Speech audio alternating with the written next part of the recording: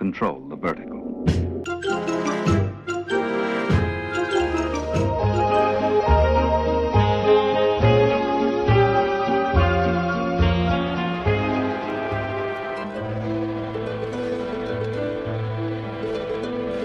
Welcome to Anthologic, the TV anthology podcast. I am your host, Mark. Anthologic is a podcast dedicated to exploring the good, the bad, and the odd of horror, science fiction, and the best of mystery suspense anthology shows and series on TV.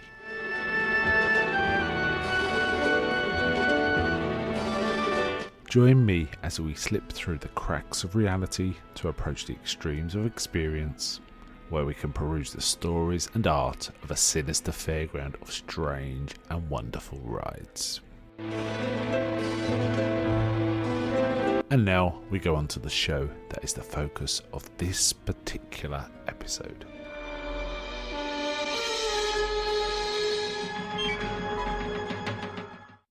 Welcome to this episode of Anthologic with your host Mark. Today we're talking a Night Gallery episode, and I enjoyed this one. This was season 3, episode 6, and it's a single story called The Other Way Out.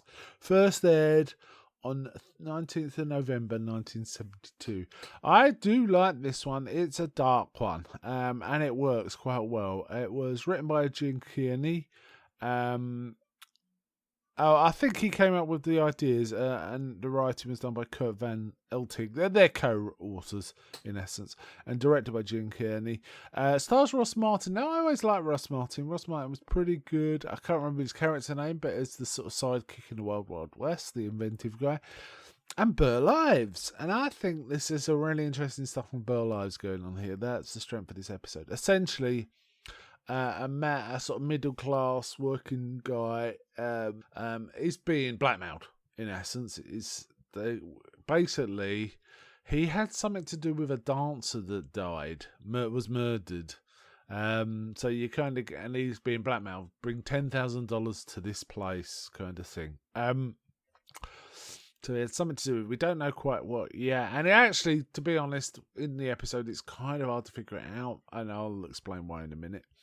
He drives out to where he's given a location, but a telephone pole's come down, and he drives into it, crashes his car, and starts to walk there, but he's supposed to get there imminently, but it's miles away. He stops at an old farmhouse, and in it is the kindly Burl Ives as a grandpa figure, playing a friendly banjo, saying, "Oh, I need to get here really quick. Can I borrow some transport?" He goes, "All we got is a tractor." He says, "Oh, can I borrow it?" And it's like, you have to wait for Sonny to come back. It's up to him. There's also quite fierce barking dogs around this place, just to sort of add to context. And essentially, it becomes he's in this house. He realizes he's in the house of the family of the girl that got murdered. He sees a picture on a wall, in essence, and in fact, a cut-out picture sent to him of her as part of the blackmail threat.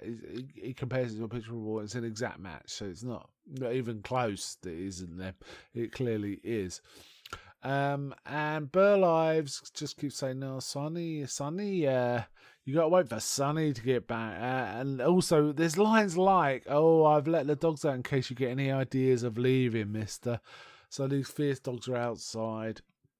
Ross Martin is doing a pretty good job, but really, as I said, the star of the show here is Burl Ives.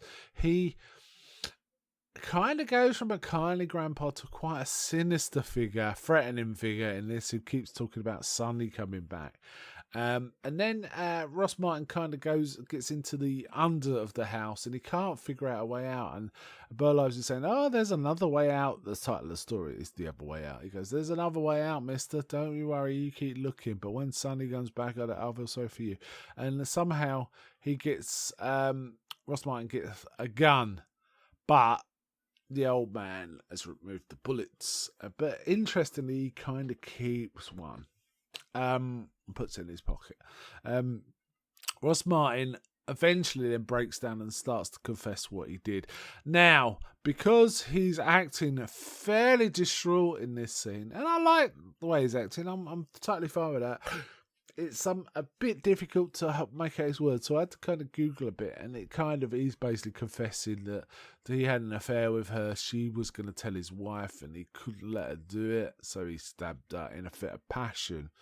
And he even says, mine's a crime of passion. You're doing this cold-blooded, and that's his excuse for wanting to get out. But Grandpa, what's the character name? It's Doubleday is not really having any of that. It's basically he keeps threatening that Son is on his way, and things like this. And Ross Martin's getting more and more distraught. He's got a gun that doesn't work. The dogs are barking outside.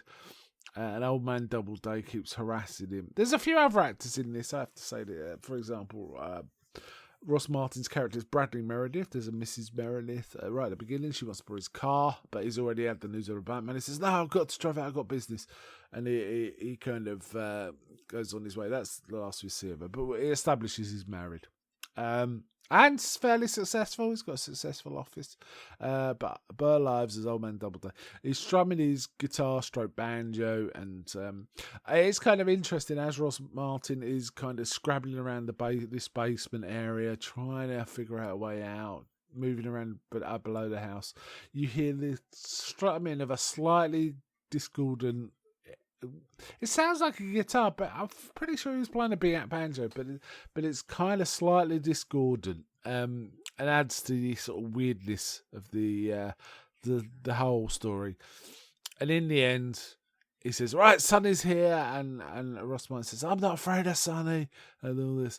And then it turns out he's a 10-year-old boy, played, I believe, by Adam Weed, who did comment about this. He said Burlives was really friendly and happy with him, and he had very happy memories of the set. But he's right at the end, and it's very cursory. He doesn't really say much. His line delivery is a bit flat, but it doesn't really matter because Burlives is there sort of acting out. And essentially he says, "Oh no, we'll be back soon, mister. We're going to Disneyland. Anyone's going to Disneyland. We'll be back in a month or two."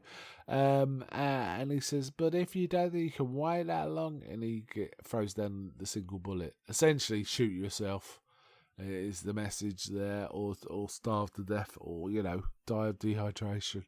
And as they leave to turn the lights out, so it's in darkness too. And then it ends. A very dark story. I really liked it. Rod Serling gives a fairly cursory and a bit silly, really, the words he uses, but he didn't write them. I'm gonna guess it didn't sound like his kind of stuff.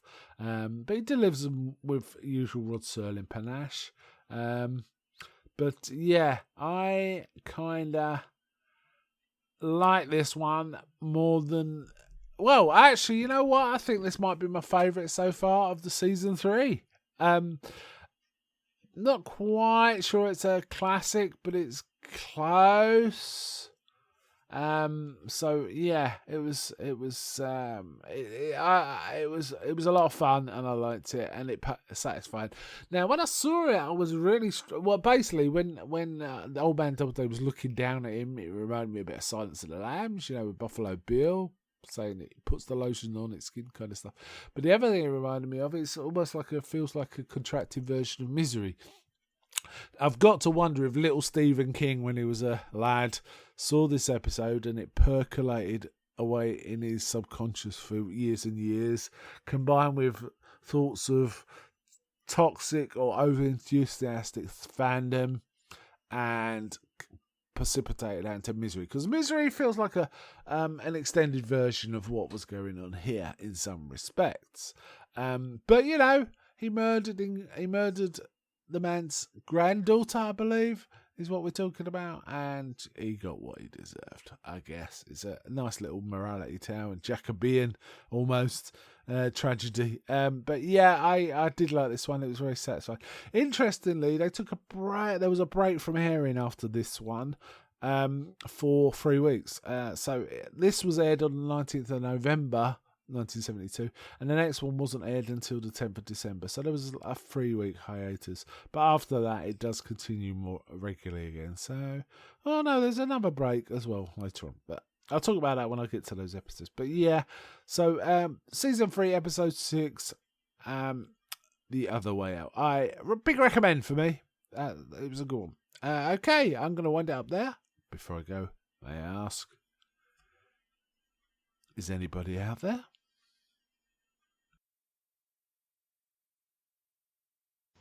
I'm not.